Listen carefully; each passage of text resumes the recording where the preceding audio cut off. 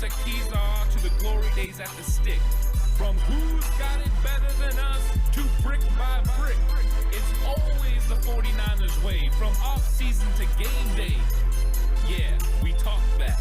It's the 49ers Cutback.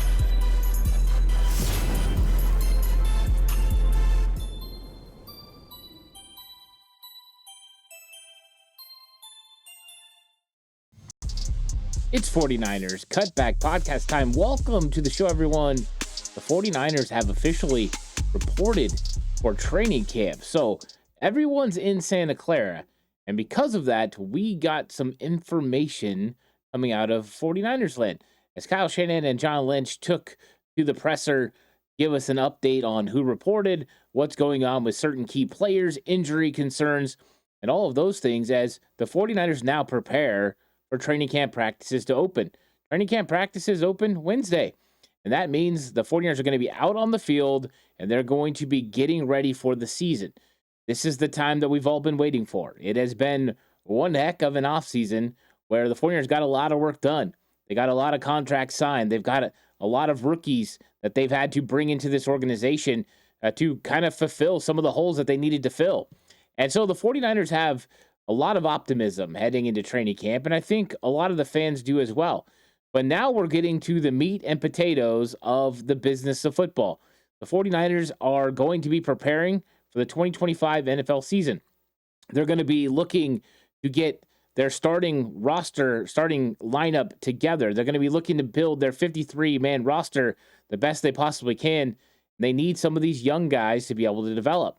They also need guys who are coming into their second year to be able to develop, and guys who are going to be key veterans who are stepping up maybe into a starting role, a guy like D. Winters or potentially a guy like Ben Bartch to step up and fill a hole that the 49ers currently have on the roster.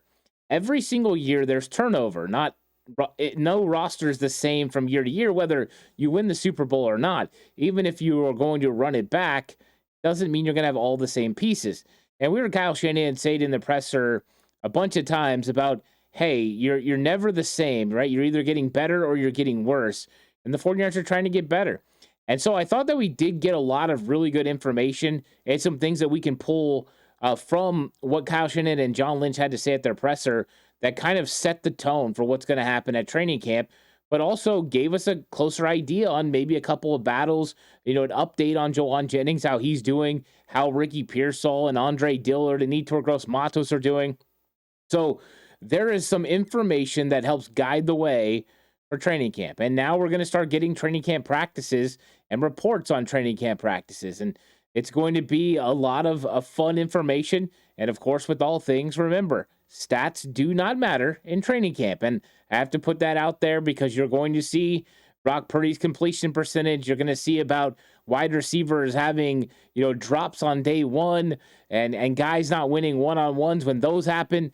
And really what it comes down to is how are you executing consistently? Not the number of drops you had one day, but is it that you're fixing it? You're getting better. And a lot of young players are going to make mistakes. The good news is a lot of the 49ers players are going to be ready to go sooner rather than later. So I'm going to talk about all that and more in this episode. Please like and subscribe to the channel if you haven't already. If you're listening on audio platform, 49ers Cutback on Belief Network, please give it a 5-star rating if you feel like I deserve it. And if you are going to bet with Bet Online. Bet Online continues to be your number one source for all your sports betting action. With baseball season in full swing and football season around the corner, Bet Online has more ways to stay in on the action with the latest odds, news, and scores, even live in-game betting. From MLB, UFC, to tennis and NFL futures, Bet Online remains your choice for sports wagering info. In between games, head over to the Bet Online Casino with all the top Vegas-style games, including poker and live casino. Head to the website today and take advantage of their industry-leading VIP program with level-up bonuses and weekly cash boosts. Bet Online, the game starts here. And so the first thing we got was some updates on injured players. And one of the things that caught us off guard was the fact that Ricky Pearsall was going to start training camp on the PUP list, that Yetur Gross-Matos was going to start on the PUP list. And those were definitely big shocks. I think with other players, it wasn't, right? Brandon Aiyuk, Curtis Robinson, Curtis Rourke, those things were all positions that we felt that they were going to be in heading into the season, that they were going to start on the PUP list, which is the physically unable to perform list.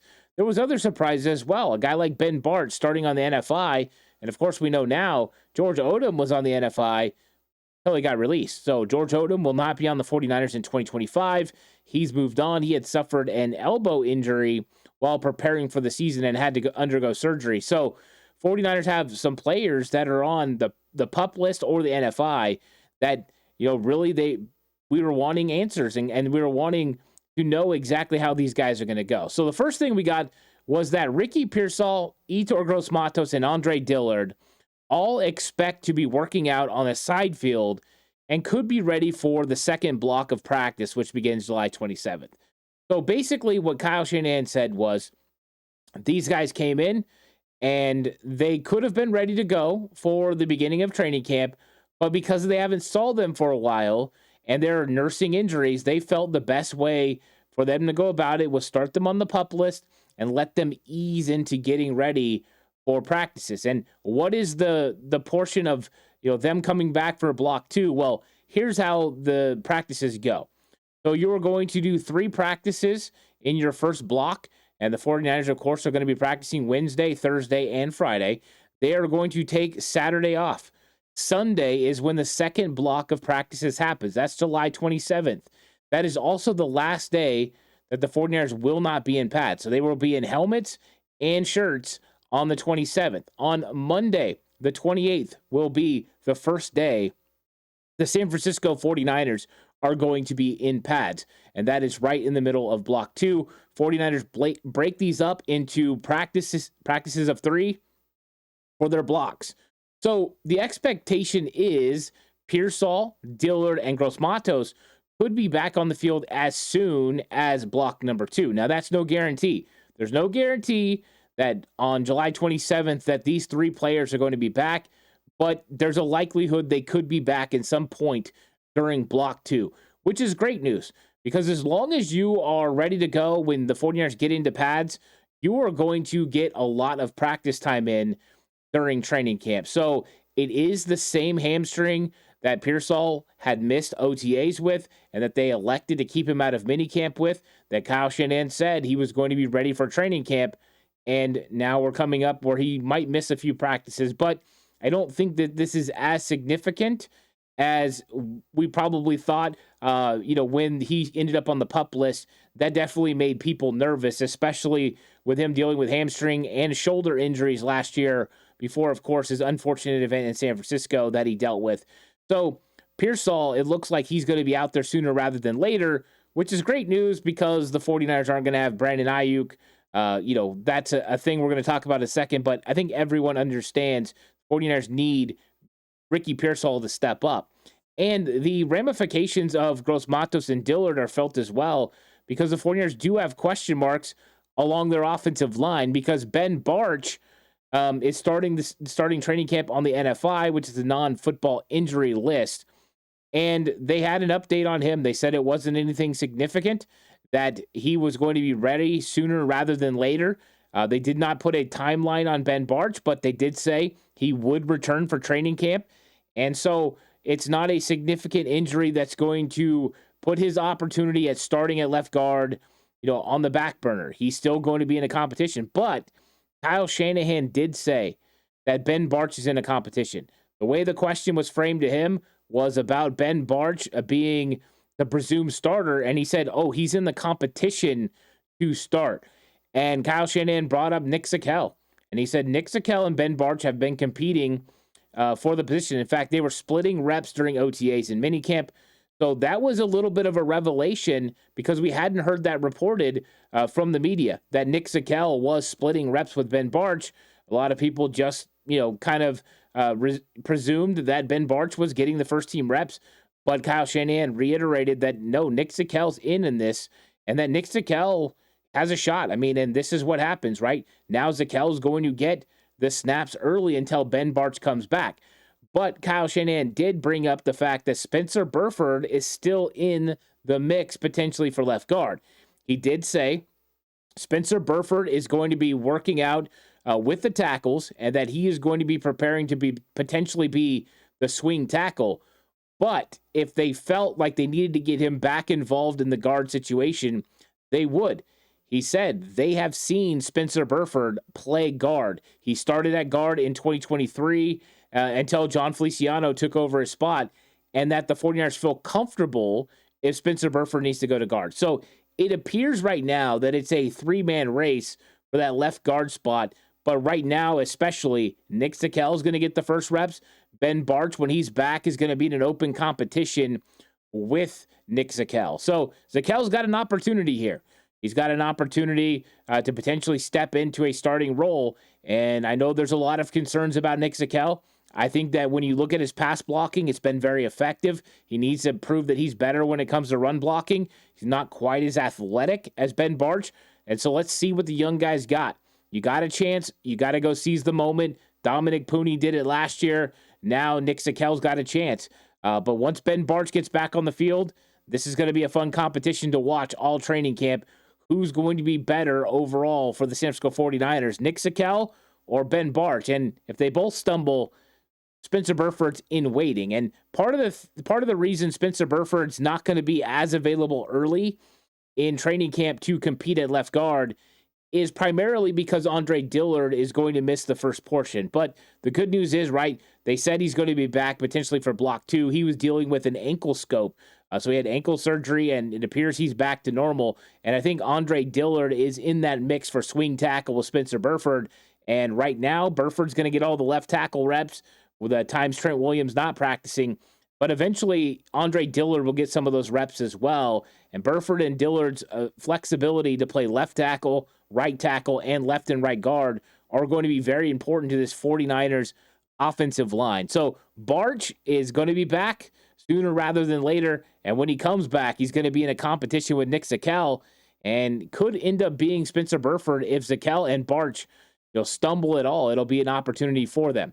Now, Jauan Jennings did report to training camp. So the good news is Jennings did show up, and I think that was the expectation. Then the question is after that, did he pass his physical? Yes, he was dealing with a calf issue during OTAs. That appears to be a thing of the past, that he's moved on from that. He's feeling healthy. And then the question is it a hold-in situation? John Lynch and Kyle Shanahan said they expect Jauan Jennings to be out at practice on Wednesday. They expect him to get out there on the field and go produce. And they've said that Jauan Jennings exemplifies everything you want from a Niner. They also indicated that he has not formally requested a trade. And so the tweet that had come out a while back was that he was looking for a new contract. And if that contract did not come by training camp, that Jauan Jennings would consider requesting a trade out of San Francisco. It appears that trade request has never come. John Lynch and Kyle Shanahan had a good conversation, they said, with Jauan Jennings, and they kind of understand where he's coming from. In fact, Kyle Shanahan said it's not just Jauan Jennings that he understands where he's coming from, but also Colton McKivitz. And it was a couple months ago that I tweeted out that I expect Colton McKivitz to be the next guy that gets a contract extension once they had gotten through, the Kittle, Purdy, and Warner, because you did have Jauan Jennings and Colton McKivitz that are going into final years of their contracts, and they're big contributors for this 49ers team. And I know that a lot of people aren't fans of Colton McKivitz, but Colton McKivitz had a good 2024 season. In fact, it was a vast improvement from his 2023 season, where he only gave up 1 sack last year. And I know Brock Purdy avoids a lot of pressure, and he makes guys like Colton McKivitz look even better than they are. But there were vast improvements for McKivitz, whether it was run blocking, more consistency, and not giving up sacks. And when you look at the right tackle market around the league, Colton McKivitz is one of the better offensive tackles.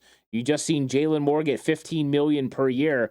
So locking up Colton McKivitz could be something the 49ers are looking to do. So we're going to keep an eye on Jauan Jennings and Colton McKivitz as training camp goes on, because Kyle Shanahan did say, they were interested in getting both of those deals done. And John Lynch talked about the fact that he wants Jauan Jennings around for a while. And so it appears, and you never know for sure if the front office is being completely transparent, But it appears that these are two guys they would like to get done at some point. And they would like to bring Colton McKivitz back as the starting right tackle. And they'd like to keep Jauan Jennings in this wide receiver room. Now, the questions are always going to be, what do the finances look like? Does it make sense for the 49ers? That's part of the whole process, and part of the business is making sure you can get these guys lined up and in the right spots. But it appears that Jauan Jennings and Colt McKivitz are going to practice on Wednesday. There's no hold in. Now, we all know Jauan Jennings could ultimately change his mind, decide to hold in the same way Brandon Aiyuk did to try to put some pressure on the San Francisco 49ers organization. But so far, that doesn't appear to be the case. And I do think it's a good sign for negotiations, the fact that Kyle Shanahan said he hasn't officially requested for a trade. So they're still in good standing. They're trying to figure this thing out. I think the 49ers want to do right by Jauan Jennings, and hopefully they can work something out with him and Colt McKivitz, because I do think Colt McKivitz would be a cheaper option than getting a free agent on the open market at right tackle. And right now, the 49ers haven't addressed offensive line in the draft, and they're probably going to need to get a left tackle sooner rather than later if Trent Williams decides to hang him up at some point. Now, with Jauan Jennings being out there, the need for wide receiver is probably not as important, but the 49ers have 12 players currently at wide receiver on their roster. With Brandon Aiyuk being on the PUP list, it's 11. With Ricky Pearsall missing the first week, that's 10. And so you're one guy away from putting a tremendous strain on wide receivers who do the most running of any position when it comes to training camp. And so their legs can get tired, and when their legs get tired as they're getting more and more reps, that will mean potential injury.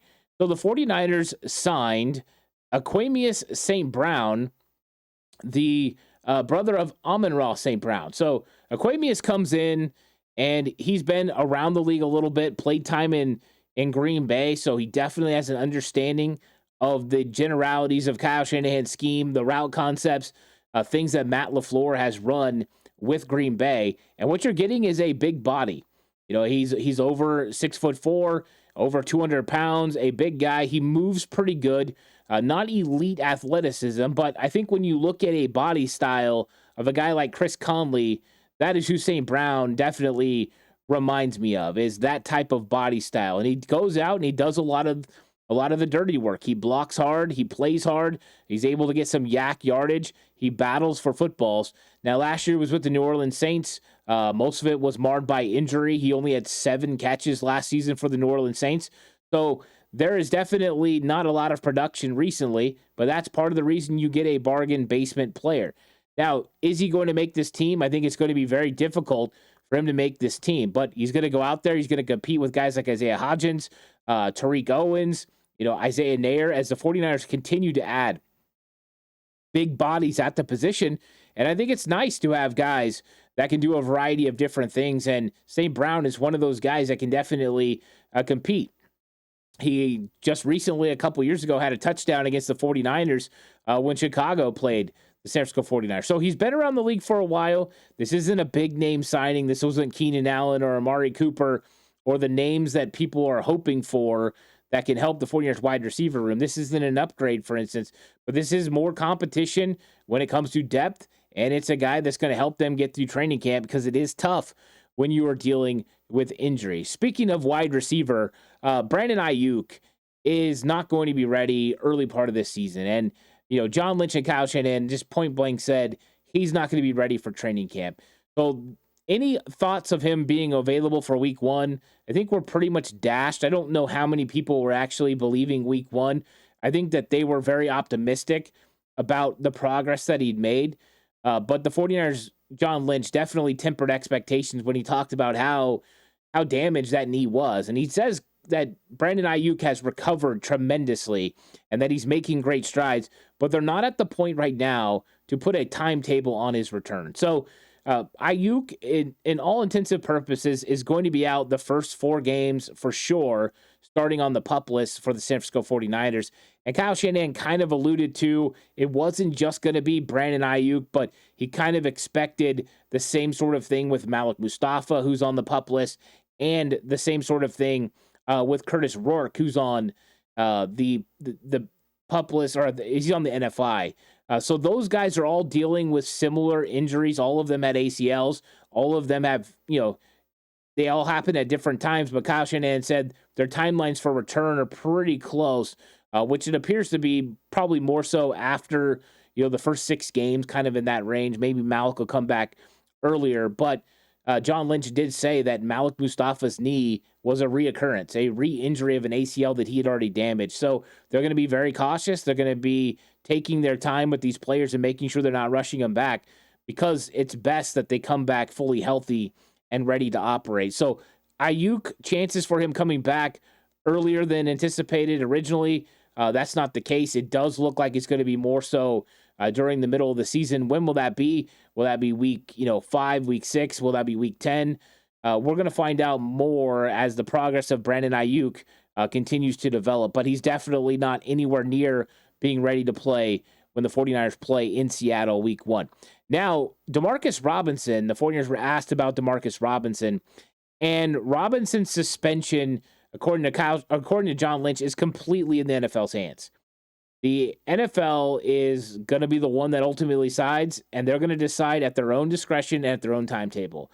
So Demarcus Robinson is now past the legal portion of his, offseason, and now it's in the league's hands. So the 49ers said, John Lynch said, they knew that this was there was a possibility that he could be suspended to start the season or during the 2025 season, and they are just awaiting the league handling business. So Demarcus Robinson has been a waiting game the whole time. There was the thought process from the first day they signed him that the 49ers potentially might not have him for a 3-game stretch, as Matt Maiocco had said he'd heard it was going to be potentially a 3-game suspension.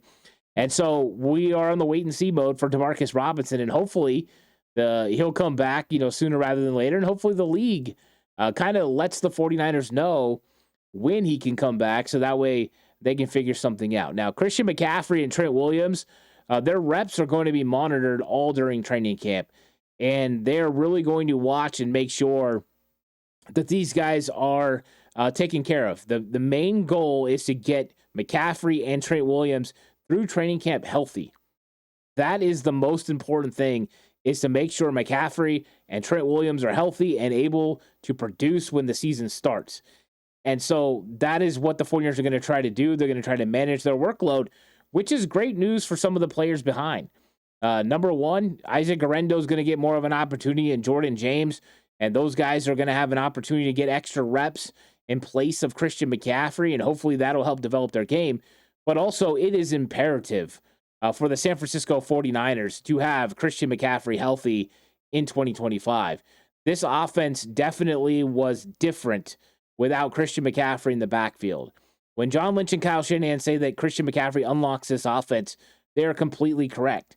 And the thought process behind this season, especially with how the 49ers have built, going out and getting a tight end like Luke Farrell, is the San Francisco 49ers need to run this offense through Christian McCaffrey and George Kittle, especially early in the season, while you are working things out with a guy like Ricky Pearsall, who's going to be a starting wide receiver. And you are figuring out your starting left guard. You're going to have a new left guard. So there's a lot of things that the 49ers players are going to have to overcome early in the season as they translate into a new league year, when they don't have guys like Deebo Samuel and they don't have guys to count on like Brandon Aiyuk. And so they've got to make some of those necessary changes. And part of it is getting Christian McCaffrey healthy through training camp. And the same goes for Trent Williams. Now, Trent Williams, last year, it had nothing to do with injury coming through training camp. It just had with him starting late because of contract negotiations. So now we're going to see Trent Williams back to his normal mode. Do not be alarmed if you hear during training camp that Trent Williams is not practicing. It is commonplace with Trent Williams for him not to practice. In fact, that is why Jalen Moore practiced so much at left tackle last year, because Trent Williams was hit and miss. I'm sorry, not last year before. Hit and miss. And so Jalen Moore got a lot of reps. That is kind of what's going to happen for Spencer Burford early on in this training camp, as the expectation is Trent Williams will have some time on the field, but a lot of the time it's going to be Burford, it's going to be Dillard, it's going to be Austin Pleasance. Those guys are going to be competing, and they're going to get a lot of those opportunities to step in there and make some plays. Now, the 49ers are definitely not done when it comes to roster building. They could always decide to bring somebody else in, and we've seen a flurry of moves around the league as teams have been letting players go and adding players. So there is a real chance that the 49ers are going to make some more roster moves, especially over the next week or two, as they start to kind of line up who's going to be available and who's going to be ready to go for the San Francisco 49ers team. But the good news is they are back and they are ready to go in training camp. We have no players holding out. We have everyone reported. We have players that are all passing physicals. We have a likelihood that we are going to get Ricky Pearsall, Andre Dillard, and Yetur Gross-Matos back for the second portion or block 2 of training camp, which is just in time for pads. And guys, hold on to your horses. I just don't know how to say this. Just buckle in, because next week we are just a little over a week away from the Hall of Fame game, and football is back. They're going to be practicing, and it's just, a few weeks away. 49ers are going to be starting their preseason August 9th against the Denver Broncos. It is crazy how exciting this is going to be. So like and subscribe to the channel if you haven't already. I really appreciate it. If you're listening to audio platform, 49ers Cutback on Believe Network, please give it a 5-star rating. This episode is brought to you by Bet Online. The game starts here. I'll catch you guys in the next one. Until then, stay safe. Remember, the right way is always the 49ers way.